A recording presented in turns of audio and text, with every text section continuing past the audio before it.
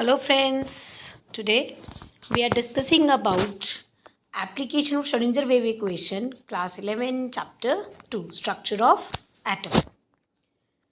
Now in my previous lecture I have studied about that structure of atom, that is Schrödinger wave equation, कि Schrödinger wave equation ने किस तरह से आपको orbit के concept से कहाँ पहुँचाया, ऑर्बिटल के कंसेप्ट पे हमें ये बताया कि एक एरिया होता है न्यूक्लियस के चारों तरफ where the probability of the maximum finding of electron and that is called the orbital. और हमें ये बताया कि जैसे एक रेस का एम्पलीट्यूड होता है, किसी वेव का एम्पलीट्यूड होता है, ऐसे इलेक्ट्रॉन का भी क्या होता है, एम्पलीट्यूड होता है, और उसको हम रिप्रेजेंट करते हैं साई से। जैसे साई जो एम्पलीट्यूड स्क्वायर हमेशा इंटेंसिटी बताता है, ऐसे साई स्क्वायर आपको क्या बताएगा, probability of finding the electron at a particular point. Now next is your application of Schrödinger wave equation. Now Schrödinger application this to multi-electron atom. वो क्या बोलते हैं कि application of Schrödinger wave equation to multi-electron atom presents a difficulty. The Schrödinger equation cannot be solved exactly for the multi-electron system.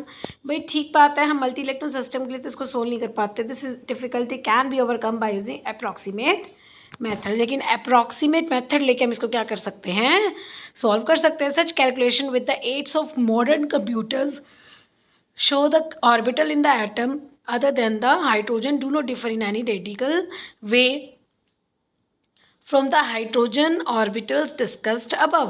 तो क्या कहते हैं कि ये डिफ़िकल्टी को हम ओवरकम कर सकते हैं बेटा किसी अप्रोप्रिएट मेथड से, लेकिन सच कैलकुलेशन हम करते हैं with the help of modern computers. Show that orbital in the atom, जो क्या दिखाएंगे, ऑर्बिटल दिखाएंगे एटम के अंदर अदर देन हाइड्रोजन, हाइड्रोजन के छोड़ के, and do not differ in the radical way from the hydrogen orbital discussed above. और वो कोई बिल्कुल डिफर नहीं करेंगे अपने रेडियस रिगार्डिंग रेडियस को लेकर। Now the principal differences lie in the consequences of increased nuclear charge. Because of this, all the orbitals are somewhat contracted. Further, as you see later in section this, unlike orbitals of hydrogen or hydrogen-like species, whose energies depend only on the quantum number n, कि generally हम देखते हैं कि किसी भी orbital की जो energy होती है वो किस पे डिपेंड करती है, क्वांटम नंबर पे, that is called the principal quantum number. And the energy of the orbital in multi electron atom, और जो मल्टी इलेक्ट्रॉन एटम होते एटम्स हैं, and depend upon the quantum numbers N and L. अगर आपका hydrogen है, depend upon the N value, but if the multi electron system the energy is depend upon the N and L value. Now here the important features of the quantum mechanical model. Now the one features, the first is energy of an electron in an atom is quantized. ये तो बिल्कुल same बात है जो Bohr ने बताई थी कि किसी भी एटम की एनर्जी कैसी होती है, क्वांटाइज्ड होती है, and can only have certain specific value, और उसकी कुछ स्पेसिफिक वैल्यू होती है। For example when electron are bounded to nucleus in an atom. क्यों? क्योंकि इलेक्ट्रॉन बाउंडेड होते हैं किससे, न्यूक्लियस से। Now next is, second point is the existence of quantized electron. The existence of quantized electronic energy level is a direct result of the wave-like properties. वो कह रहा है कि अगर आप क्वांटाइज्ड इलेक्ट्रॉनिक एनर्जी लेवल लेते हो, quantized means have you this meaning of what is the meaning of this quantization. We will taking some simple example that if you say when you upstair, मतलब जब आप सीढ़ियाँ ऊपर चढ़ेंगे और सीढ़ियाँ नीचे उतरेंगे, तो यू विल से ना that I am on the seat stairs 1 और स्टेयर 2 और stair 3, but you can't say that you are in between the stairs. या तो 1 पे है या 2 पे है या 3 पे है, लेकिन दोनों स्टेयर्स के बीच में नहीं होगी। The existence of quantized electronic energy level is a direct result of the wave like properties, और वो डायरेक्ट रिजल्ट होगा wave like properties of electrons and allowed solutions of the Schrodinger wave equation, और वही allowed solution होगा Schrodinger wave equation का। ना both the exact position and the exact velocity of the electron in an atom can not be determined simultaneously. तो ये कहता है position और मोमेंटम या पोजीशन वेलोसिटी निकाल नहीं सकते, तो ये तो हमने पहले ही पढ़ा है, Heisenberg uncertainty principle. And the path of the electron in an atom therefore can never be determined. इसलिए जब निकाल नहीं सकते, इसलिए हम पाथ भी डिटरमाइन नहीं कर सकते एक्यूरेटली के साथ। That is way As you shall see later on, one talk of only probability of finding the electron at different points in a atom. कि the talks of only probability of finding the electron in at different point in an atom. क्योंकि आपको सिर्फ क्या बात करनी है बच्चे कि इलेक्ट्रॉन की फाइंडिंग होने की प्रोबेबिलिटी एटम के अंदर कितनी है. Now there is a fourth point, as atomic orbital is the wave function. क्योंकि हमें पता है atomic orbital किसका wave function है, psi का. तो psi क्या कहता है बेटा, इंटेंसिटी बताएगा. अगर psi की वैल्यू पॉजिटिव है तो मैक्सिमम प्रोबेबिलिटी है, psi की वैल्यू नेगेटिव है तो मिनिमम प्रोबेबिलिटी है, और psi की वैल्यू जीरो है, that means there will be no electron. So we say that the electron occupied at orbitals, since many such wave functions are possible for an electron, कि ऐसे सच functions जो होंगे वो electron के लिए possibles होंगे. therefore many other atomic orbital in an atom, this one electron orbital wave function. तो क्या नाम धरा, one electron orbital wave function. भाई एक इलेक्ट्रॉन के लिए एक wave function.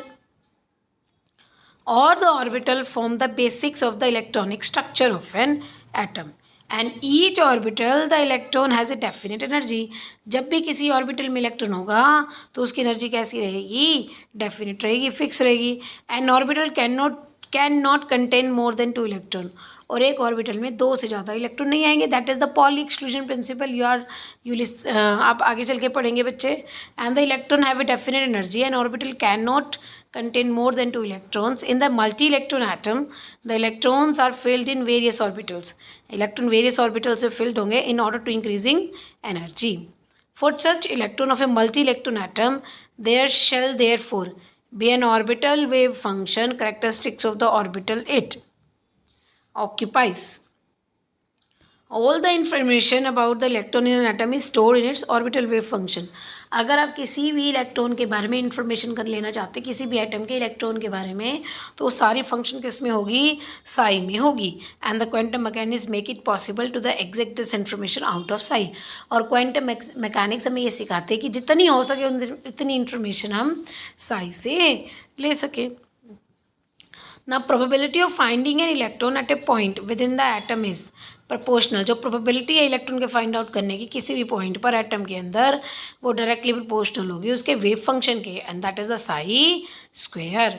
From the psi square at different points with in the atom, तो possible to predict the region around the nucleus where the electron will most probably be found. भाई psi square वो reason बताएगी जहाँ पे mostly आपको क्या मिल सकता है, ऑर्बिटल या electron. Now next, orbitals and the quantum numbers. Now Schrödinger wave equation. अब हमें क्वांटम नंबर सिखाने लग गई थी, जिससे हम क्या कर सकते हैं बच्चे, किसी भी इलेक्ट्रॉन की इंफॉर्मेशन जाननी है तो वो हम आराम से ले सकते हैं. कैसे? A large number of orbitals are possible in an atom. एक एटम में तो पता नहीं कितने ऑर्बिटल पॉसिबल हो जाएंगे. तो these orbitals can be distinguish bye their size, shape, orientation. ये तो बात ठीक है, क्योंकि हर एक की शेप अलग अलग होती है. एस ऑर्बिटल कहता है मेरी शेप स्फेरिकल है, पी कहता है डम्बल है, जबकि डी कहता है डबल डम्बल है. उनका साइज अलग, उनकी शेप अलग और उनकी ओरिएंटेशन अलग. An orbital of smaller size means there is more chance of finding the electron near the nucleus. एक ऑर्बिटल जो होता है स्मॉलर साइज का, an orbital of smaller size means there is a more chance of finding the electron near the nucleus. अगर एक orbital का size छोटा होता है, इसका मतलब इलेक्ट्रॉन के फाइंड आउट होने के चांसेस न्यूक्लियस के ही पास है. सिमिलरली शेप और ओरिएंटेशन, यानी किस ऑर्बिटल की ओरिएंटेशन हुई है, कैसे हुई है, वो भी मोस्ट प्रोबेबिलिटी आपको दे देगा इलेक्ट्रॉन के फाइंड आउट होने की at directions. Now atomic orbitals are precisely distinguished by what are known as quantum numbers. तो atomic number जो आपको information देंगे ना, वही हमारे क्या कहलाएंगे, quantum numbers, and these are designated as NLM. Now your first is principal quantum number, that is called the N. Principal quantum number is N. N is the positive integers. N is the positive integers. N की value आपकी क्या रहेगी, 1, 2 and 3, 4 up to so on. Principal quantum number determine the size and a large extent the energy of an orbital. Principal quantum number आपको एक atom का size भी बताएगी और प्लस उसकी एनर्जी भी डिटरमाइन करेगी for hydrogen atom and the helium hydrogen like species. Hydrogen atom हो या हाइड्रोजन लाइक स्पीशीज हो, helium positive, lithium 2 positive etcetera, energy and the size of the orbital depend upon only the N. Energy किस पे depend करती है? Only value of N. So the principal quantum number also identify the shell. Principal quantum number से आप shell भी identify कर सकते हो। Means when in increase the value of N, N की वैल्यू बढ़ती जाएगी, number of allowed orbitals increases, orbital बढ़ते जाएंगे and the given N square all the orbital of a given value. आपको एन स्क्वायर डालना है तो आपको क्या मिल जाएंगे? जितने ऑर्बिटल पॉसिबल हो सकते हैं उतने पॉसिबल हो जाएंगे। Clear? Now size of the orbital increases with the increase in the principal quantum number. ऐसे ही साइज भी ऑर्बिटल का बढ़ता जाएगा अगर आपका प्रिंसिपल क्वांटम यानी एन का नंबर भी बढ़ता चला जाएगा। इन other words the electron will be located away from the nucleus. अगर इलेक्ट्रॉन बिल्कुल न्यूक्लियस से दूर है, since energy is required in shifting away the negatively charged electron from the positive charged nucleus, the energy of the orbital will increases with increases of n। क्योंकि जैसे जैसे electron nucleus से दूर जाएगा तो उनकी एनर्जी जो होती है वो कैसे में पॉजिटिव वैल्यू में चल जाती है और दूर होती जाती है, इसलिए आपकी एनर्जी की वैल्यू बढ़ेगी। इसका मतलब डिस्टेंस भी बढ़ाती चली जाएगी। तो जनरली एन की वैल्यू आपको क्या बताएगी बच्चे? एन की value 1 means first orbit, second 2 है, सेकेंड ऑर्बिट 3 है तो third orbit. Now next is your azimuthal quantum number that is represented by L। orbital angular momentum or the subsidiary quantum number, it define the 3-dimensional shape। ये क्या define करता है? 3-dimensional shape of an orbital for a given value of n and L। अगर given value देते हो ना n and L, we can have n value ranging from 0 to n minus 1। भाई range कितनी होगी? 0 से लेकर मतलब प्लस एल से लेकर माइनस एल तक की वैल्यू होगी। ठीक है, सपोज एल की value 0 1 2 3 up to so on. N की वैल्यू 1 है तो एल की वैल्यू क्या होगी? 0। एन की वैल्यू 2 है तो एल की वैल्यू 0 कैसी होगी? 0 भी 1। 1 less than approximate value of n is all the value of L। if n value 3 then L value 0 1 2। so these levels, these energy levels explain you the subshells or the sub level। now here, now subshell is the principal shell is equal to the value of n। जो main shell है वो किसके equal होगी? n के। ठीक है, for example first shell है, N की value 1, N value 1, N is equal to 1, then L is equal to 0, क्योंकि हम कैसे निकालते हैं? एन माइनस 1 से। तो इसकी वैल्यू कितनी हो जाएगी? 0 1 plus 1 minus 1। Second shell N की वैल्यू 2 है तो एल की वैल्यू 0 भी हो सकती है, 1 भी हो सकती है और 2 भी। सेम ईयर एन की वैल्यू 3 है तो 0 1 2। अगर आपकी वैल्यू 0 है एस, P है 1, D है 2, F है 3, G है 4, H है 5 up to so on। See this picture, if you see this diagram, n value 1, L value 0 तो orbital is 1 cell। Subshell rotation कैसी आएगी? 1s। n की वैल्यू 2 है लेकिन s तो 0 है ना, तो that means 2s। So you can, by knowing the value of n and value of L, you can easily notate the orbitals। now third one is magnetic quantum number। now next is magnetic quantum number। now this gives the information regarding the orbital by special arrangement of the orbital with respect to standard set of coordinate axis। आपको क्या मिलेंगे? Orbital number मिलेंगे और इसकी value आप कैसे निकालेंगे? Minus L से लेकर प्लस एल तक की वैल्यू आपको क्या कहलाएगी? Value of L. So if you have 2l plus 1 value of m are possible. so for example minus l minus 1 minus 2 up to positive value, -2 positive value, l की value 0 है तो m also 0। Clear? तो orbital होगा 1 और कितने electron fill होंगे? 2। Same L की value 1, M की value -1, 0, 1, that means 3 orbitals, electron fill होंगे 6, क्योंकि ईच ऑर्बिटल जो है वो 2 इलेक्ट्रॉन फिल कर सकता है. Now next, each orbital in an atom therefore is defined as the set of values. क्या बताएगा? वैल्यूज है, सेट ऑफ वैल्यूज है एन और एम की. An orbital described by the quantum number. Orbital को हम क्वांटम नंबर से define करते हैं. For example n value 2 means 2, 0, 1, sp 2p orbital. In an orbital in the p sub shell of the second shell. ठीक बात है, be second shell के p sub shell में है. तो अब आप value of L 0, 1, 2, 3, sub shell notation s p d f g h, and the number of orbitals 1, 3, 5, 7, 9, 11. So you can easily calculate these values. Now next is electron spin. Now एक और आपका जो quantum number आ गया, that is the electron spin. The electron quantum number labelly an atomic orbital and can be usually equally well to define its energy, shape and orientation. But all these quantum number are not enough to explain the line spectra in case of multi-electron system. That is the some of the lines जो actually occur है duplet में, 2 finely closed lines, or triplet में 3 finely closed lines. They suggested in presence of few more energy levels than predicted by the 3 quantum number. Clear भाई? वही कह रहा है, ठीक बात है. स्पिन क्वांटम नंबर हमें क्या बताएगा? इलेक्ट्रॉन की स्पिनिंग बताएगा, किस डायरेक्शन में स्पिन कर रहा है. ठीक है, तो उसके लिए हमें फिर से एक लो पढ़ना पड़ेगा, एक नंबर पढ़ना पड़ेगा. 1925 George Uhlenbeck and Samuel Goudsmit propose the presence of a fourth quantum number. उन्होंने क्या दिया है? फोर्थ क्वांटम नंबर दिया, जिसको बोलते हैं spin quantum number. An electron spins around the axis.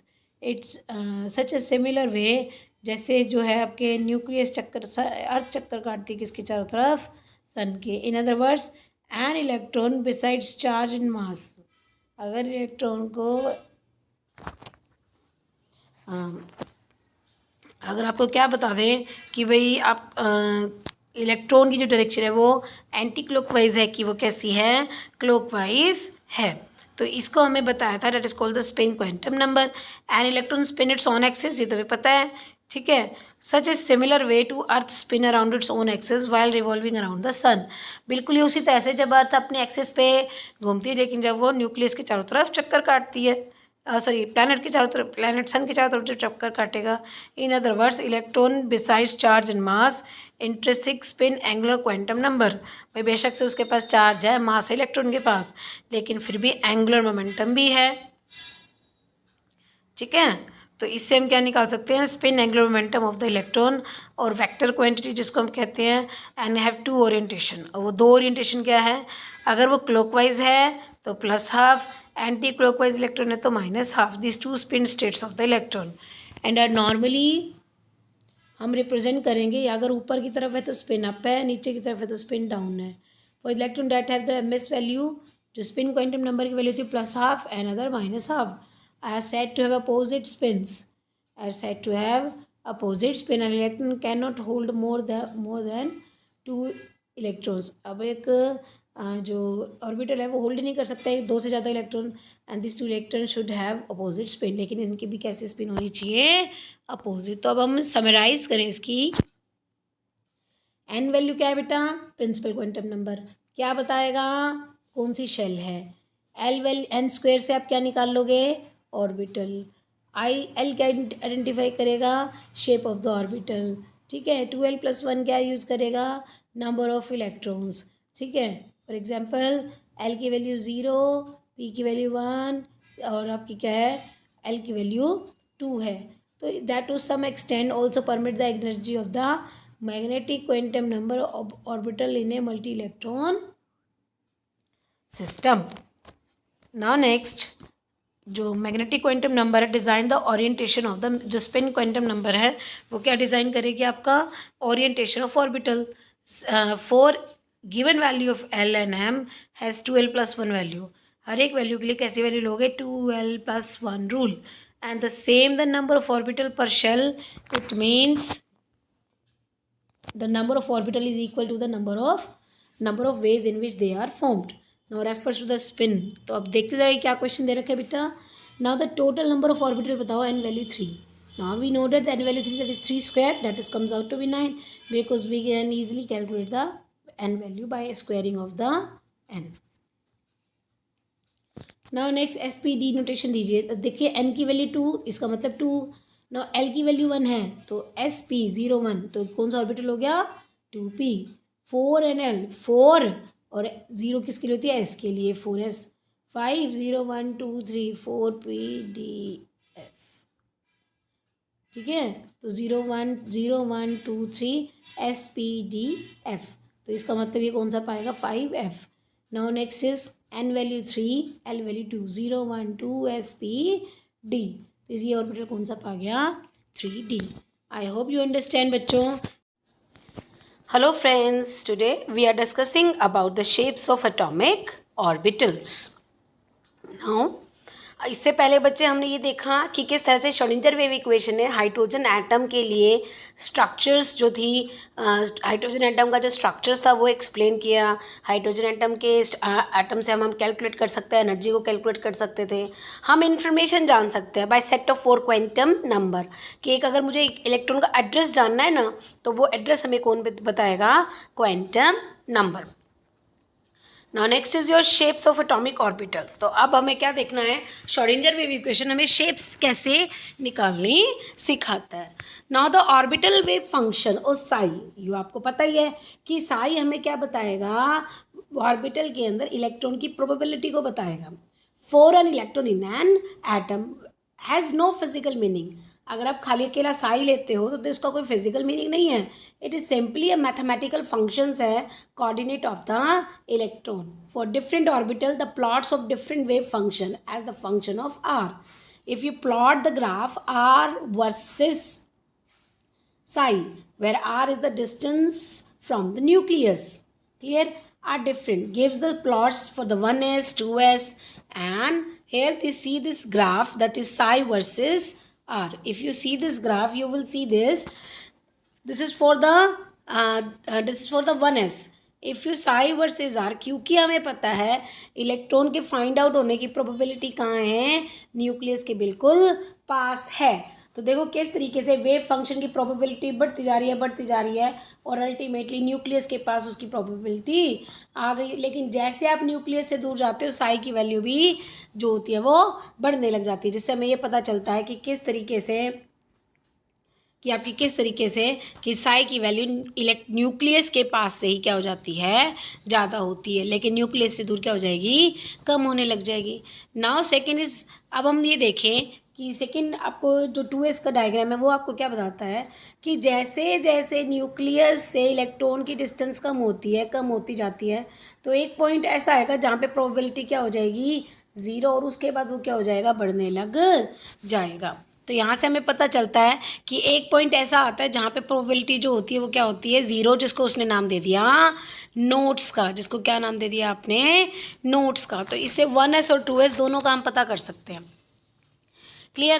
Now here is the B part. If you see this diagram, this is a psi versus R, but there is a psi square versus R. There is a not so much difference these two graphs. If you see this is for the 1s.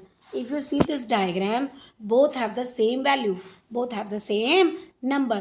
जैसे जैसे आपकी distance कम होएगी, probability जो हो जाएगी वो बढ़ने लग जाएगी. क्लियर?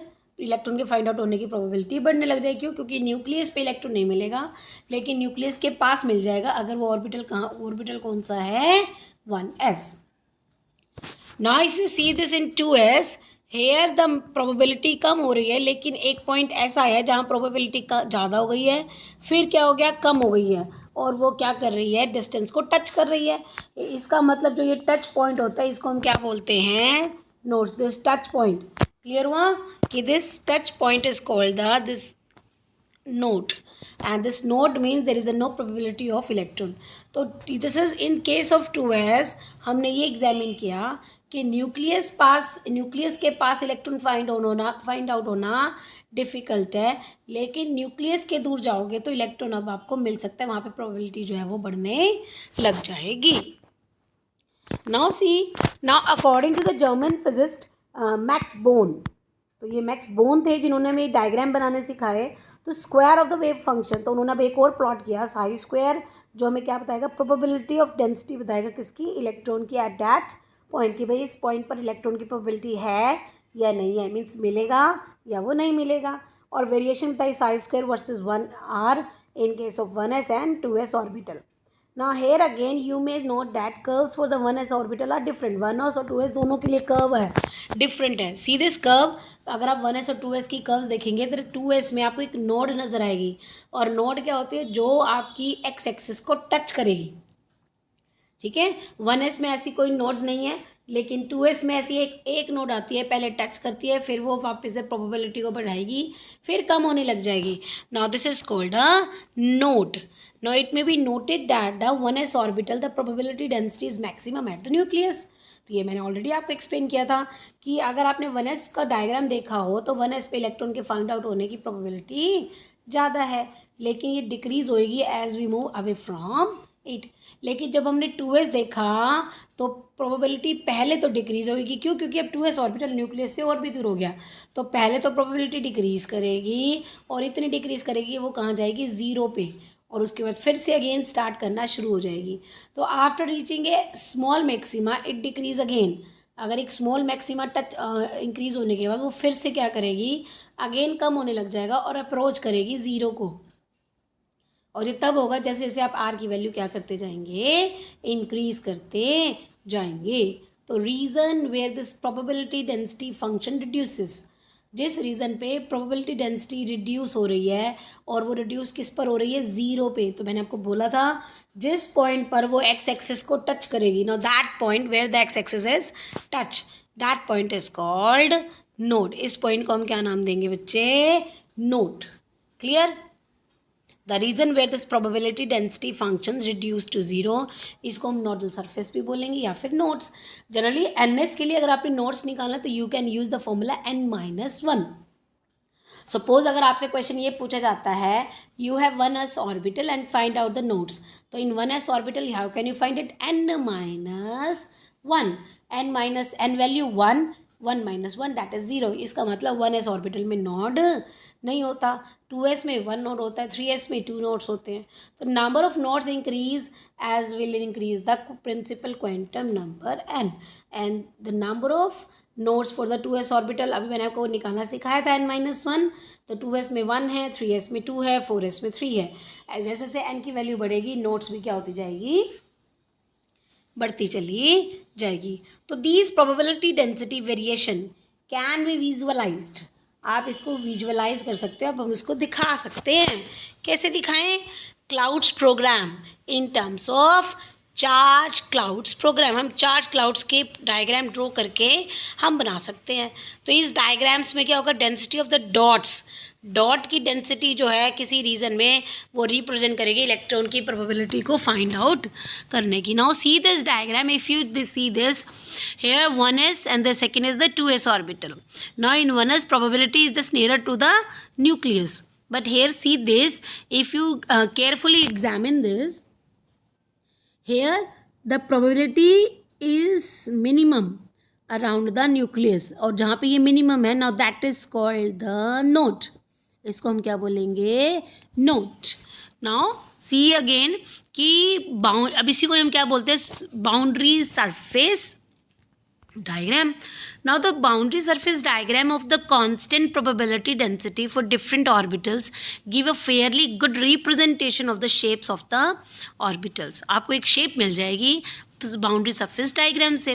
अब इसमें करते क्या है बच्चों, अब बाउंड्री सरफेस और the counter surface is drawn, हम एक सरफेस को ड्रॉन करेंगे, एक बाउंड्री सरफेस को स्पेस में ड्रॉ करेंगे एक ऑर्बिटल की तरह, on which the value of probability density is constant, जिसके ऊपर साई स्क्वायर की वैल्यू हम क्या रखेंगे, constant. Now in the principal many such boundary surface may be possible, इसमें बहुत सारी जो सरफेस बाउंड्रीज होती है वो पॉसिबल हो सकती है for a given orbital, only that boundary surface is diagram of constant probability density is taken to be good representation of the shape of the orbital. ठीक है, तो वही प्रोबेबिलिटी डेंसिटी डायग्राम वो गुड रिप्रेजेंटेशन होगी जिसमें shape of the orbital को उस boundary surface diagram में आप क्या करोगे, एनक्लोज करोगे और दिखाओगे।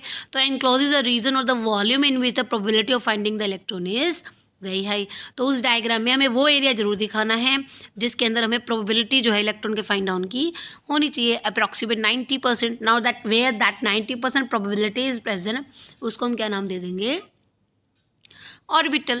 Now one may ask a question, why do we not draw a boundary surface diagram? भाई हमें why do we not, हम क्यों नहीं ड्रॉ करना चाहते boundary surface? Which bound a region in which the probability of finding electron is 100%? कि हम ऐसी सरफेस क्यों नहीं ड्रॉ करते, जब हमें सरफेस ड्रॉ ही करनी है और ड्रॉ करके हमें प्रोबेबिलिटी तो दिखानी है, तो हमें ऐसा कोई सरफेस क्यों नहीं बना देते जिसमें प्रोबेबिलिटी 100% हो जाए, 90% ही क्यों दिखानी है। तो boundary surface diagram for a orbital is actually A sphere.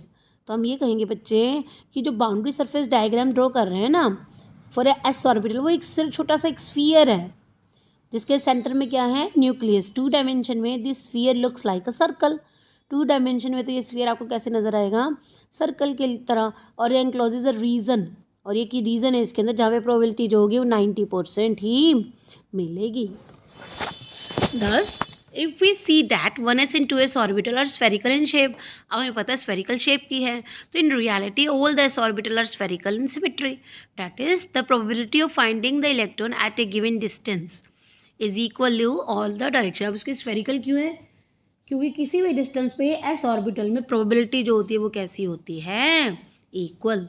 तो size of the s orbital as on increases as you increase the value of n, means 4s का साइज बड़ा है, 3s साइज उससे छोटा है, 2s साइज उससे छोटा है, 1s साइज उससे छोटा है। Now the electron is located further away from the nucleus as the principal quantum number increases. अब जैसे जैसे प्रिंसिपल क्वांटम नंबर यानी n की वैल्यू इंक्रीज करेगी वैसे वैसे आप क्या हो जाओगे, जो इलेक्ट्रॉन है वो न्यूक्लियस से दूर होता चला जाएगा। Now here this is for the s orbital.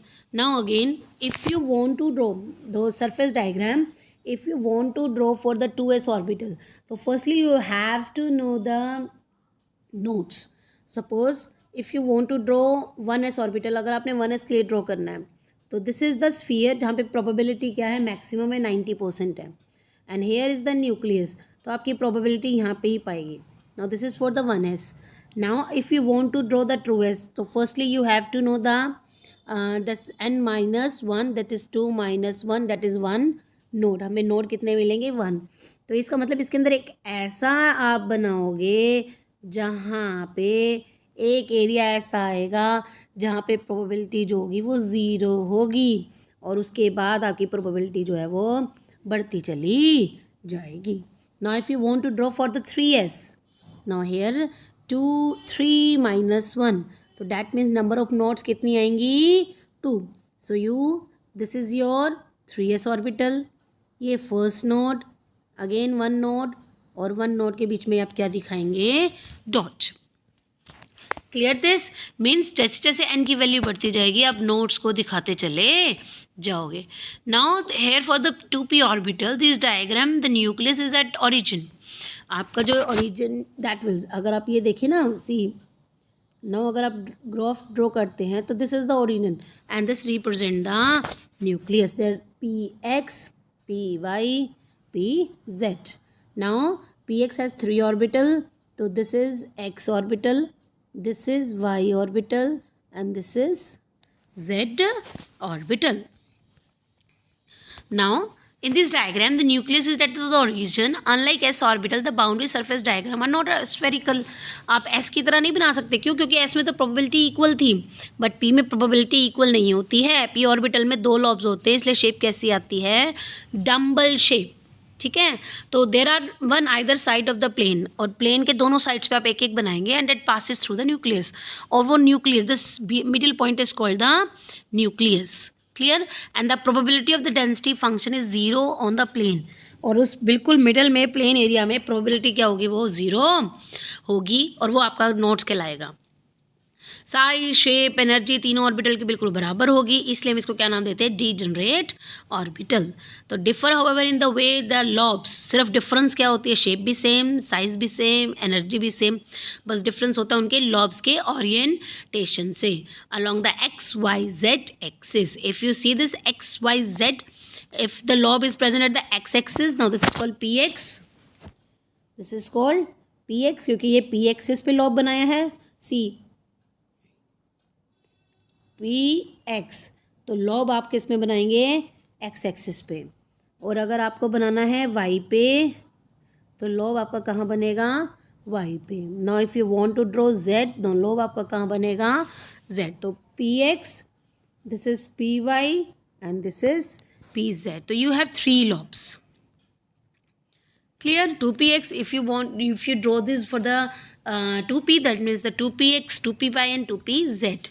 It should be understood. However, this is no possible relation between the value of आपको ये भी जानना है, because the m value is minus L2 plus L. Now L value 1, so minus 1, 0 plus 1. So you have the three orbital in the axis of px, py and pz. So for our purpose, it is sufficient to remember that because there are three possible value of m, so therefore three orbitals are present and they are mutually perpendicular to each other. Like a s orbital, p size में बड़ा होगा, energy भी ज़्यादा होगी, as this principal quantum number increases. So order क्या हो जाएगा, 4p का साइज भी ज़्यादा है, एनर्जी भी ज़्यादा है, 3p की 4p से कम है, 2p की भी कम है. तो further the S orbital, the probability density function, जो प्रोबेबिलिटी है इलेक्ट्रॉन के फाइंड आउट होने की p ऑर्बिटल में, ज़ीरो होती है कहाँ पर, at the nucleus. Besides at zero infinite distance, as the distance from the nucleus increases, जैसे जैसे डिस्टेंस न्यूक्लियस से बढ़ती जाएगी तो वैसे वैसे इलेक्ट्रॉन के फाइंड आउट की प्रोबेबिलिटी भी बढ़ती जाएगी. अब अगर आपको इसमें भी नोट्स निकालने हैं तो n-2, you can use the formula n-2. The number of radial notes 1 in 3p orbital. 3p में कितने नोट्स होते हैं, 1, और 4p में कितने होंगे, 2. Now again is the shape of d orbital. Now shape of d orbital. Now if you see this is the shape of the d orbital, that is dxy, yz, zx, x square minus y square and dz square. Now the shape of this first 4d orbital are similar to each other. First 4 की similar करती है एक दूसरे को, लेकिन जो fifth one है and D Z square है वो डिफरेंट होती है. But all 5d orbitals have equivalent in energy, और इनकी पांचों की एनर्जी बिल्कुल एक जैसी होती है, इसलिए हम क्या बोलते हैं, डीजेनरेट ऑर्बिटल. ना इसमें भी सेम है, जैसे जैसे आप एन की वैल्यू बढ़ाओगे आपका साइज भी बढ़ेगा और आपकी एनर्जी भी बढ़ती चली जाएगी. बिसाइड्स द रेडियल नोट्स, अगर हम रेडियल नोट्स देखें जहाँ पे प्रोबेबिलिटी ज़ीरो होती है, probability density function for the n p and n d orbital are zero at the plane passing through the nucleus. वहाँ पे हमें देखना होता है कि न्यूक्लियस पे जो पास करता है प्लेन उसमें भी प्रोबेबिलिटी क्या होती है, ज़ीरो होती है. In case of P x, in case of px orbital, xy plane is a nodal plane. px में xy plane nodal plane है. in case of dxy, two nodal planes passing through the origin bisecting the xy plane containing z axis. these are called the angular nodes, जो आपको कहाँ मिलेंगे, eight the nucleus मिलेंगे. 1 angular nodes for the p orbital, 2 angular nodes for the d orbital. Now here is the formula if you want to solve your question. Now see this formula.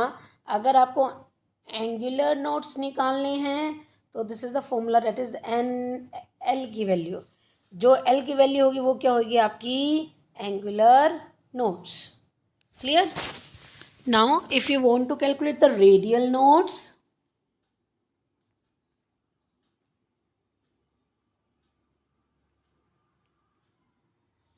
now how can you calculate, n minus l minus 1. Clear? Radial nodes निकालनी है तो n minus l minus 1. Now firstly we see this diagram. If you want to draw diagram, now here is the 3 axis. Clear? Here is 3 axis. ये x, y and z. Now you want to draw pxd. If you want to draw dxy, clear? If you want to draw dxy, clear? Now अब D x Y में अगर मैं plot करूँगी तो एक मेरी जो लॉब बनेगी वो कहाँ बनेगी? In between the axis. Lobes कहाँ बनेगी आपकी? In between the axis. Clear? कहाँ बनेगी? In between the axis. No x y and z. तो मुझे बनाना है d x y. Clear? Now you have to draw the lobe x y. This is your x axis, this is your y. In between the x, यहाँ पे भी आप नाम लिख सकते हैं x y z. So here ये x y, इधर is x x y. So your one lobe is in between x and y. Now अब आपको क्योंकि ये डबल डम्बल है तो एक को डम्बल बनाना है. So see how can you draw this. Now here अब आपको उसी एक्सिस बनाना है जहाँ पे एक्सिस आपकी क्या बनाएंगी? 90 डिग्री का एंगल. सी दिस, यहाँ पे आपका 90 डिग्री का एंगल बन रहा है. So here one lobe and second lobe is here. Now this is called d x y. Now if you want to plot d y x y z. Again, now if you want to draw d y z. Now here y, this is z. So this one, here y, this is z. So this one, the one lob is ready. Now if you want to another lob, so make an angle of 90 degree. Now here the angle is in zx. So one lob either and one lob either. Now this is your d y z. Now if you want to draw d z x. Now again we will take three x's, x y z, x y z. Now here the z axis and this is the x axis. So one lob is here and one lob is here. Now again if you want to draw the second lob but you have the 90 degree angle. See this, this is the 90 degree angle. So you will get this one lob and you will get this one lob. So this is your zx. Now if you want to draw d x square minus y square, x y z. So x axis and this is y axis. Now if you want to draw d z square, so x axis, y axis, z axis, and this is you have to draw at the z axis. With second lob is make a peanut like shape. Clear? Now you will get the all this shape. Now next is energies. अब हमें ये देखना पड़ेगा भाई energies.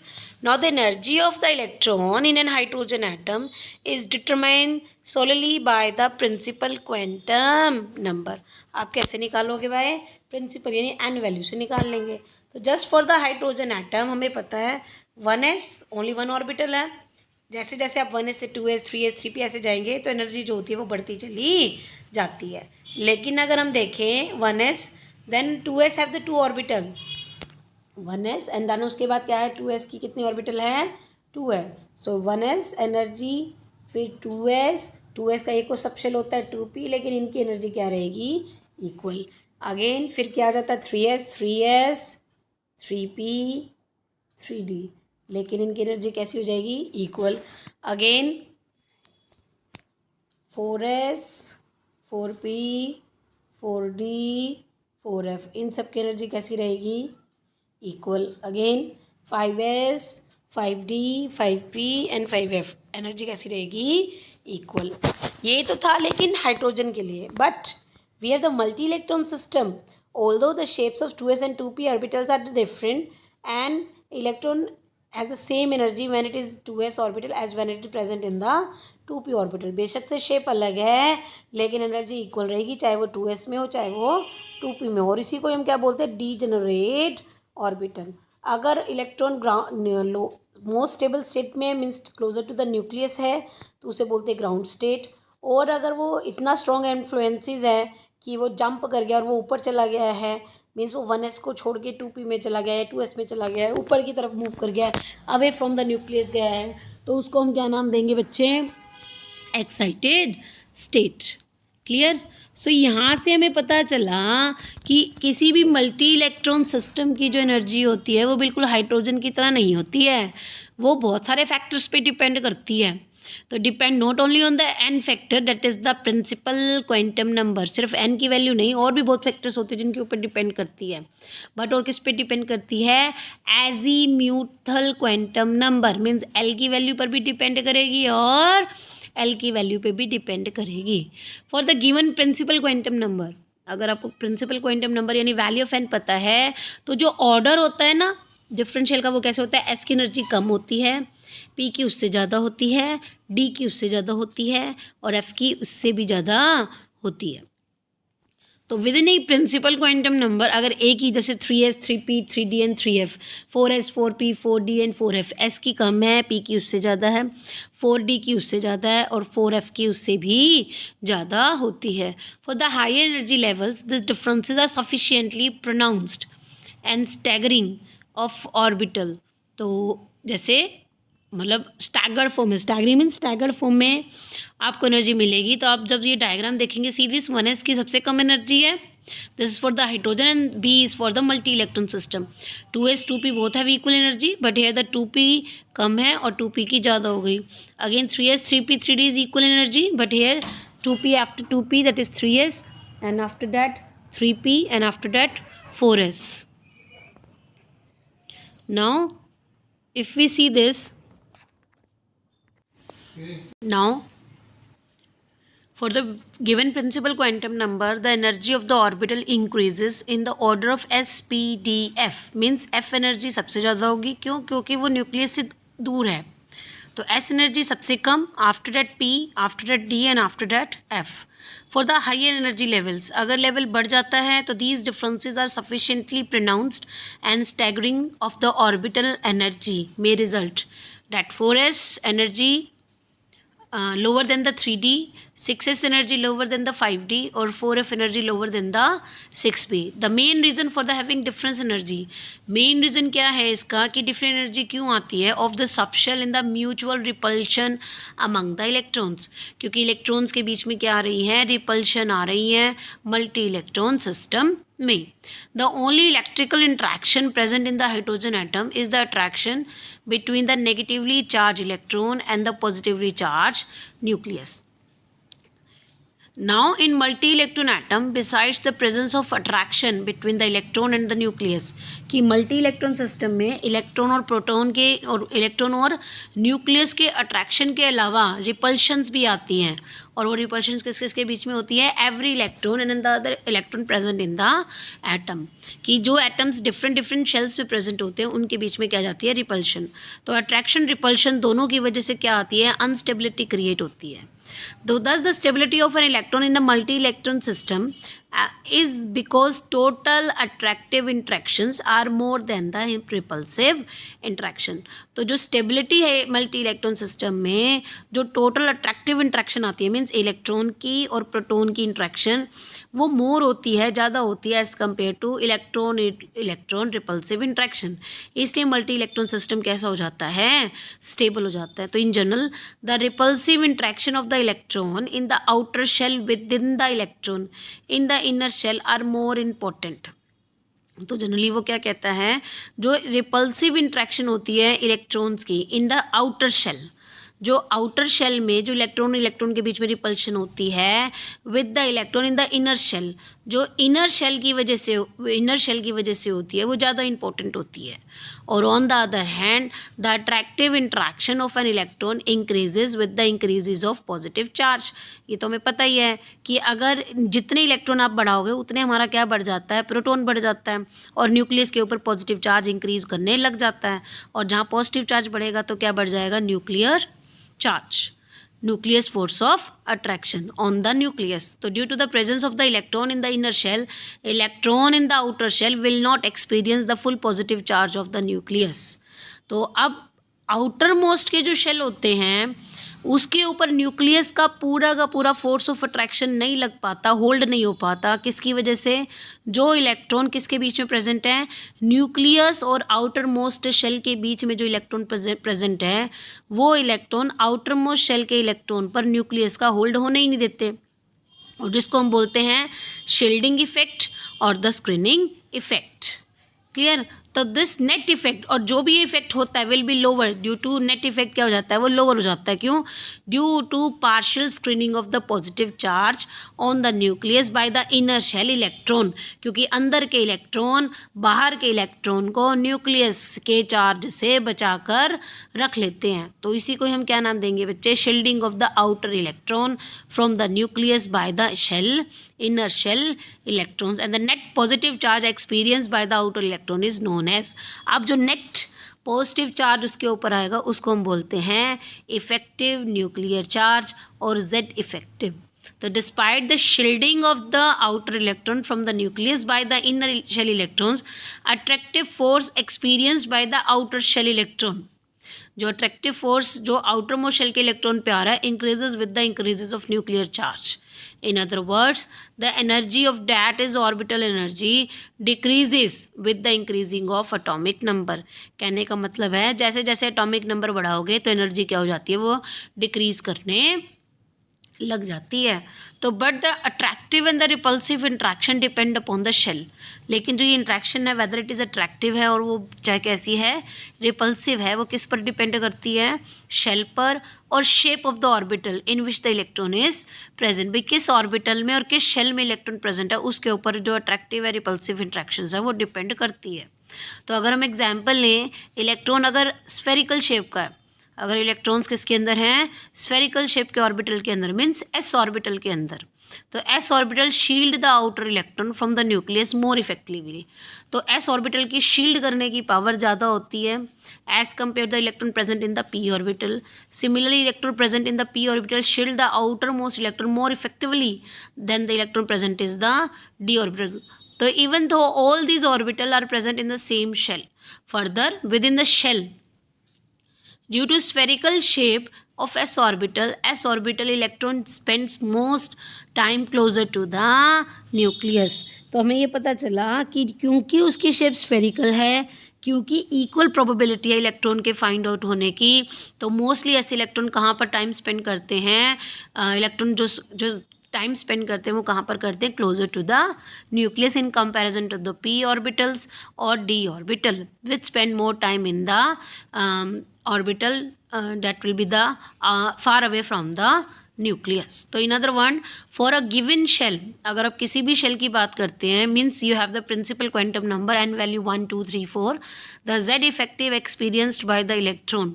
तो Z effective जो यानी effective nuclear charge जो होता है जो इलेक्ट्रॉन्स पर पड़ता है वो डिक्रीज करता चला जाएगा with the increase in the azimuthal quantum number, जिसको हम बोलते हैं एल.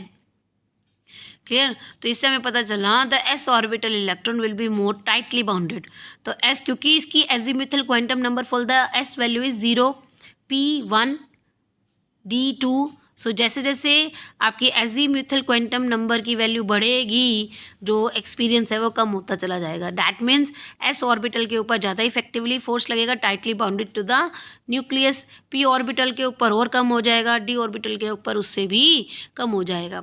तो एनर्जी जो इलेक्ट्रॉन की एस ऑर्बिटल में कम होती है, जैसे जैसे वो दूर होता चला जाएगा वो कैसी बढ़ती चली जाएगी. तो एस की एनर्जी सबसे कम होती है, पी की उससे ज़्यादा होती है और डी की उससे भी ज़्यादा होती है. Since the extent of shielding from the nucleus is different for the electron in different orbitals. क्योंकि ये इफेक्टिवली न्यूक्लियर चार्ज जो है, जो शील्डिंग इफेक्ट है वो डिफरेंट ऑर्बिटल में इलेक्ट्रॉन्स के लिए डिफरेंट है. तो its leads to the splitting of energy. तो इसलिए एनर्जी स्प्लिट्स आउट भी कर जाते हैं. तो with in the same shell में same principal quantum number that is energy of the electron in an orbital, एक ही ऑर्बिटल में जो एनर्जी की इलेक्ट्रॉन होती है is mention earlier depend upon the value of n and l. वो हमेशा किस पे डिपेंड करेगी, एन और एल दोनों वैल्यूज़ पे डिपेंड करेगी। तो मैथमेटिकली जो एनर्जी डिपेंडेंस होती है ऑर्बिटल की वो एन और एल पे आर क्वाइट कॉम्प्लिकेटेड हो जाती है, but simple rule is that lower the value of n plus l, जितनी एन प्लस एल वैल्यू की कम वैल्यू होगी लोअर उसकी क्या हो जाएगी, एनर्जी। अगर एन प्लस एल वैल्यू कम है तो एनर्जी भी कम है। If two orbital have the same value of n plus l, अगर दो ऑर्बिटल की n plus l value same है तो फिर हम उसकी क्या वैल्यू लेते हैं, n value. Greater the value of n greater will be the energy, or the lower value of n lower will be the energy. Now illustrate this n plus l rule, depict the energy level of multi-electron atom. So it may be noted that different subshell of a particular shell have different energy. In case of multi-electron atoms, or however in the hydrogen atom, these have the same energy. So see this picture, if you see this orbital 1s, तो value of n 1, value of l 0, तो l plus l rule 1 plus 0 is equal to 1. 2s 1 2 plus 0 is equal to 2. Now for the 2p orbital 2 plus 1 is equal to 3. So greater the value of n plus l, greater will be the energy. So 1s lower, 2s higher, 2p higher than 2s. Now if you see this 3s and 3p, now here 3 plus 0 3 and 3 plus 1 is equal to 4. So that means 3s energy is lower than the 3p. Or in case of 4s and 3d, 4s 4 plus 0, 4s 4 plus 0, 3d 3 plus 2 is equal to 5. So that means 4s energy is lower than 3d because greater than plus l, greater will be the energy. For if you examine the 3d and 4p, 3d orbital and the 4p orbital, so n plus l rule for the 3d orbital, that is 3 plus 2 which is equal to 5, and 4p orbital 4 plus 1 which is equal to 5. Here the n plus l value is the same for the two orbital. 3d और 4p दोनों की n plus l value क्या है, same. अब अगर दोनों की same हो गई है तो फिर हम किसको देखेंगे, n को. Greater the value of n, greater will be the energy. So lastly it may be mentioned here that energies of the orbital in the same subshell, तो एनर्जीज जो ऑर्बिटल की होती है सेम सब शेल में decrease करती है अगर इफेक्टिव न्यूक्लियर चार्ज आपका बढ़ने लग जाता है. तो for example energy of 2s orbital of hydrogen atom, 2s orbital के हाइड्रोजन एटम की एनर्जी ग्रेटर होती है than that of 2s orbital of lithium, then that of lithium is greater than the sodium. So here energy of 2s orbital hydrogen greater than the lithium, greater than the sodium, greater than the potassium. So हमें पता चला कि energy of the orbital in the same subshell जो है decrease करेगी, decrease करती चली जाएगी अगर आपका एटॉमिक नंबर बढ़ता चला जाएगा. Now next is your filling of orbitals, means electronic configuration. So when you fill the electron in a particular atom, you must remember the following rules. The first, the filling of electron is into an orbital of the different atom take place according to the Aufbau principle. So first is your Aufbau principle, then Pauli exclusion principle and Hund's rule of maximum multiplicity. So first is your Aufbau principle. So Aufbau is the German word and which means building up. जिसका मतलब क्या होता है, building up. The building of orbital means filling of orbital. भी आप electrons की filling कर रहे हो किसके अंदर, ऑर्बिटल्स के अंदर.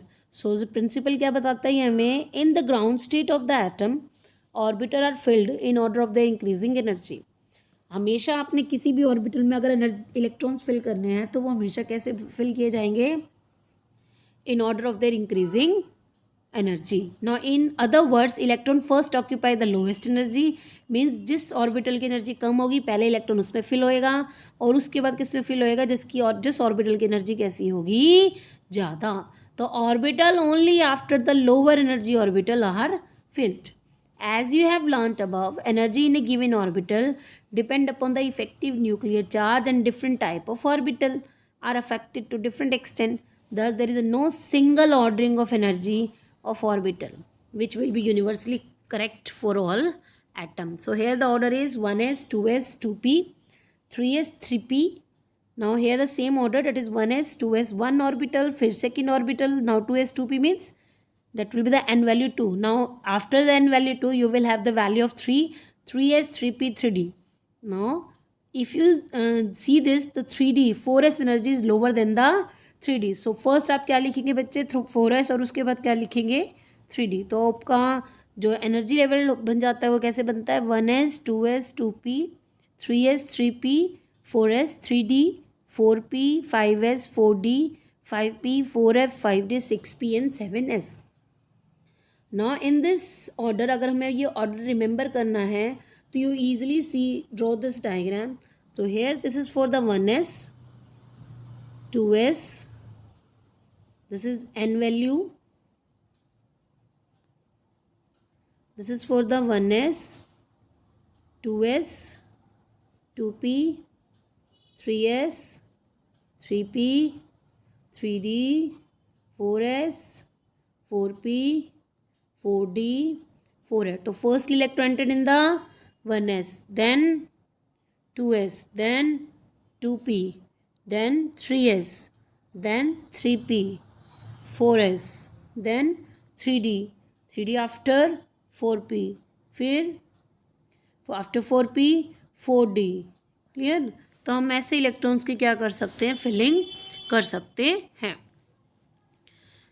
Now starting from the top, the direction of the arrow gives the order of filling. जो ये डायरेक्शंस हमने बनाई हैं ये हमें क्या दिखाएंगी, this order of the filling of electrons in the orbitals. That is starting from the right top to the bottom left. With respect to placement of the outermost electron, valence electron, it is remarkably accurate for all the atom. For example, valence electron in the potassium must choose 3d and 4p orbital as predicted by the sequence. It is found to be 4s orbital. The above order should be assumed to be rough guide to the filling of energy level. In many cases, the orbitals are similar in the energy and small changes in the atomic structure may bring about the change in the order of filling. Even then the above series is useful. इसके बावजूद भी ये series बड़ी important है. You can easily remember the electronic configuration of a particular atom. Now next is the Pauli exclusion principle. Now Pauli exclusion principle क्या कहते हैं, Pauli कि no two electron in an atom. एक atom के अंदर दो electron के same set नहीं हो सकते 4 क्वांटम नंबर के. ठीक है. या फिर एक ऑर्बिटल में 2 ही इलेक्ट्रॉन फिल कर सकते हैं बट विद अपोजिट स्पिन. तो दूसरा रोल क्या बताता है ये, ओनली 2 इलेक्ट्रॉन में exist in the same orbital but with opposite spin. Now this means 2 electrons can have the same value. 2 electron की सेम वैल्यू हो सकती है, same value of 3 quantum number. Means अगर किसी भी 2 इलेक्ट्रॉन की क्वांटम नंबर 3 क्वांटम नंबर की value same हो सकती है, एन एल एम, लेकिन अपोजिट स्पिन यानी स्पिन क्वांटम नंबर की वैल्यू सेम नहीं होगी. The restriction imposed by the Pauli exclusion principle on the number of electron in an orbital help in calculating the capacity of the electron to be present in any subshell. तो इस restriction से अब हमें ये पता चलने लग गया कि किसी भी ऑर्बिटल में इलेक्ट्रॉन के फाइंड आउट होने की कैपेसिटी किसी भी पर्टिकुलर सबशेल में कितनी है. Now subshell 1s comprises 1 orbital, thus the maximum number of electron you can fill 2. P and D, P have 3 orbital, Px, Py, Pz, you can fill 6 electrons. D have 5 orbital, Dxy, Yz, Zx and Dx square minus Y square and Dz square. So maximum आप कितने fill कर सकते हो 10. So the number of electron in an shell with principal quantum number n. अगर आप maximum से maximum, अगर आपको कोई प्रिंसिपल क्वांटम नंबर दिया गया है तो हम उसका 2n स्क्वायर फॉर्मूले से, if the principal quantum number is n, तो you can easily fill the electron by the 2n square formula. Now the next rule is Hund's rule of maximum multiplicity. नाउ ये रूल क्या कहता है कि this rules deal with the filling of electron into the orbital belonging to the same subshell. कि आपने क्या करना है, फिलिंग करनी है इलेक्ट्रॉन की ऑर्बिटल के अंदर और same subshell, that is orbital of equal energy called degenerate orbital, and the pairing of electron in the orbital belonging to same subshell does not take place. कि अगर जब आप इलेक्ट्रॉन की फिलिंग करते हो किसी भी ऑर्बिटल में और अगर आप पेयरिंग करना चाहते हो तो पेयरिंग तब तक नहीं करोगे जब तक each orbital is singly occupied. For example, P, if you have the P orbital, that means you have the 3 px, py and pz. Firstly you will fill the electron 1 1 1 in 1x, in one electron in px, one in py and one in pz, but you have the 4. Then again starting with the px, since there are the 3p, 5d and 7f orbitals, so therefore the pairing of electron will start from p, d, f with the entry of 4th, 6th, 8th electron respectively. So it has been observed that half-filled and full-filled orbitals are extra stable due to symmetry. Now next is the electronic configuration of atom. Now the distribution of electron into the orbital. भाई आपने किसी orbital में electrons को कैसे distribute किया है वो उसकी क्या कहलाएगी, इलेक्ट्रॉनिक कॉन्फिगरेशन. तो one keep in mind basic rules means जो you have to study this 3 rules, that is Aufbau, Pauli exclusion and Hund's rule. तो by remember these 3 rules you can easily fill the electron in a particular orbital. Now electronic configuration of different atom may be represented in 2 ways. S P D notation. भाई S में कितने electrons है तो हम powers लगा के लगाएंगे, जैसे S1 S2 S3, तो we can write it. Orbital diagram, s के अंदर 1 है तो 1 रेक्टेंगल, और आपके पास पी में 3 है तो 3 रेक्टेंगल्स बना दिए, डी में 5 ऑर्बिटल होते हैं तो 5 rectangle. In the first notation subshell represented by the respective letters.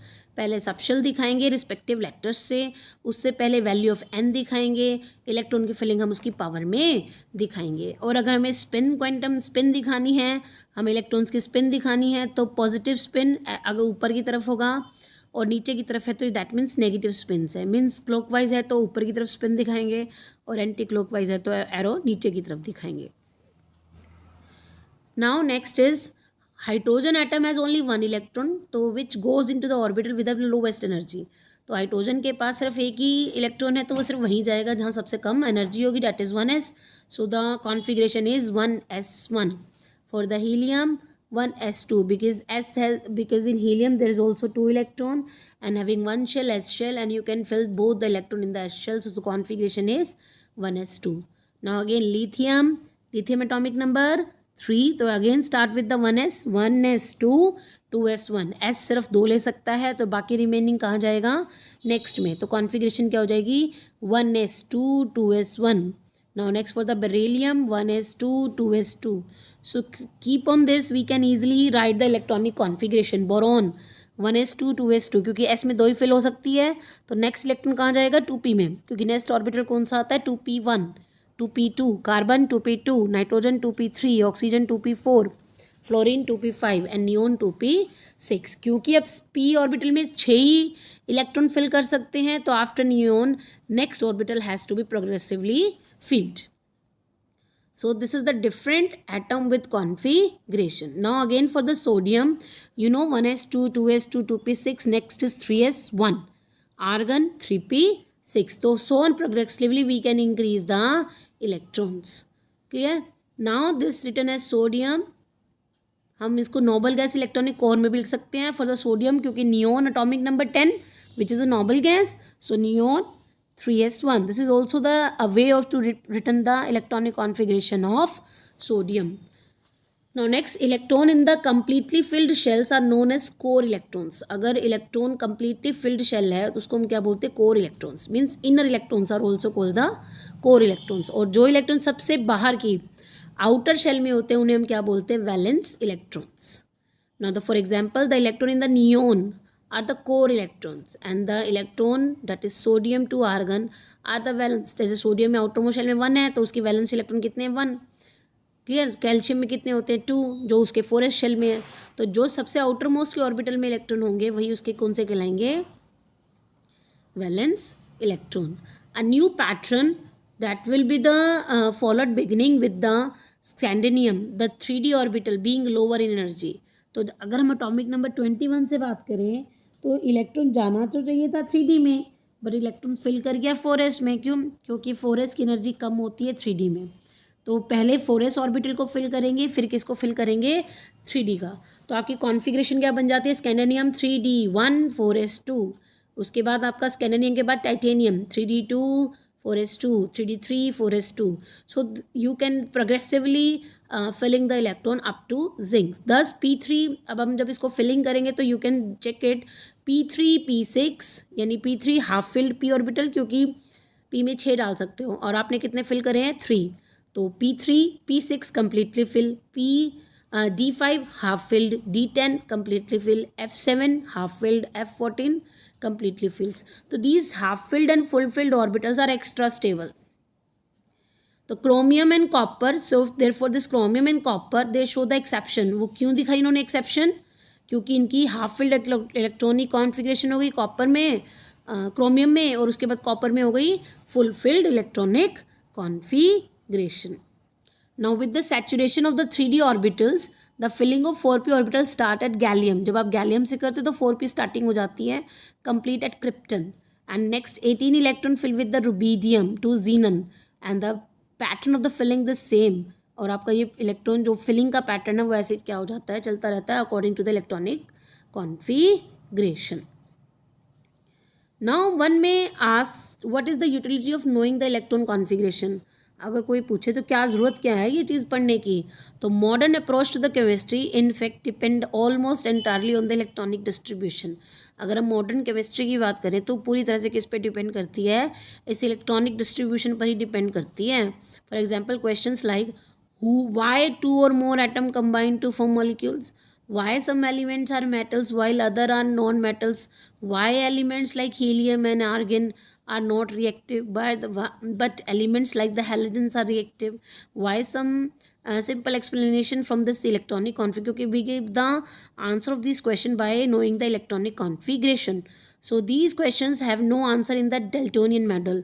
जो डेल्टेनियन का मेटल डेल्टन थियरी पढ़ी थी तो उस थियरी से हमें इसके आंसर्स मिलते नहीं थे, बट अब हम इलेक्ट्रॉनिक स्ट्रक्चर से, इलेक्ट्रॉनिक कॉन्फिग्रेशन से हम इनके आंसर्स दे सकते हैं. Now next topic is stability of completely filled and half filled subshell. Now as I have told you that P3 P6 D5 D10 F7 F14 are completely filled. Now the ground state electronic configuration of the atom of an element always correspond to the state of the lowest total electronic energy. Now the electronic configuration of most of the atom follow the basics rule जो भी आपको बताया, but in case of copper and chromium two subshells. In case of copper, if you know the value of copper, that will be the atomic number 29 and chromium that is 24. So in case of chromium your configuration will be 3d4 4s2, 3d4 4s2, but the configuration is 3d5 4s1. Same here in case of copper, configuration is 3d9 4s2, but it changes to 3d10 4s1. Why this? The reason is one, due to the extra stability of half filled and full filled. Now how can you see this, the extra stability of completely filled and half filled orbitals? So see, first reason is symmetrical distribution of electrons. अगर आपका exactly half filled orbital है और exactly full field orbital है तो उसमें electrons जो होते हैं वो स्टेबिलिटी होती है, उसमें फिलिंग की जो क्या हो जाती है, स्टेबिलिटी. कंप्लीटली फिल्ड और half filled subshells have symmetrical distribution of electrons even them and therefore more stable. क्योंकि उनमें सिमेट्रिकल डिस्ट्रीब्यूशन होता है तो वो ज़्यादा स्टेबल हो जाते हैं. तो electrons in the same subshell have equal energy but different special distribution. So their shielding of one another is relatively small and the electrons are more strongly attracted by the nucleus. क्योंकि equal distribution होने की वजह से, symmetrical distribution होने की वजह से nucleus जो है उसको अच्छे से attract कर पाती है, इसलिए उसकी एनर्जी क्या हो जाती है, कम. तो इलेक्ट्रॉन एग्जैक्टली हाफ फील्ड वाला जो कॉन्फिग्रेशन है वो एटम लेना चाहेगा. Now second is the exchange energy. Now see this diagram. In this d orbital there will be the 5 electrons, but you can interchange the electron because all these have the same energy. So you this one electron 1 position you can change to 2 3 4 5, means you can exchange with the 4 electrons. Now in case of agar position 2 electrons you can change with 3 4 5. Now your possible exchange is 3. In this possible exchange is 2. You can transfer the electron from 4th position 3 to 4 or 3 to 5, and in case of 4 to 5 only one exchange. तो यहाँ see this diagram, if you see this possible exchange 4 3 2, 4 और 3 7, 7 और 2 9 और 9 और 1 10. तो देर maximum possibility कितनी exchange की, 10. तो जितनी ज़्यादा एक्सचेंज होगी उतनी एनर्जी जो होती है वो क्या होती है, रिलीज़ होती है, और जितनी एनर्जी रिलीज़ होगी मैक्सिमम क्या आएगी, स्टेबिलिटी. तो the number of exchange that can take place in the maximum, तो when the subshell is either half filled and completely filled, exchange जो है वो ज़्यादा हो जाएगा, जिससे एनर्जी कम हो जाएगी और स्टेबिलिटी भी मैक्सिमम आ जाएगी. तो you may note that the exchange energy is at the basis of हुंस rule, कि जो एक्सचेंज एनर्जी वही बेसिस भी है हुंस रूल की. ठीक है. That electron which enter orbital to of equal energy have parallel spin as far as possible.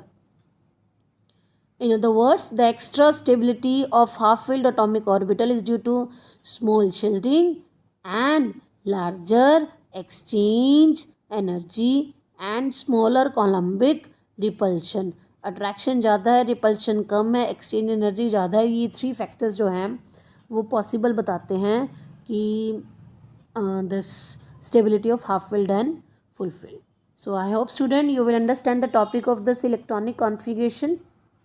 Okay, bye bye.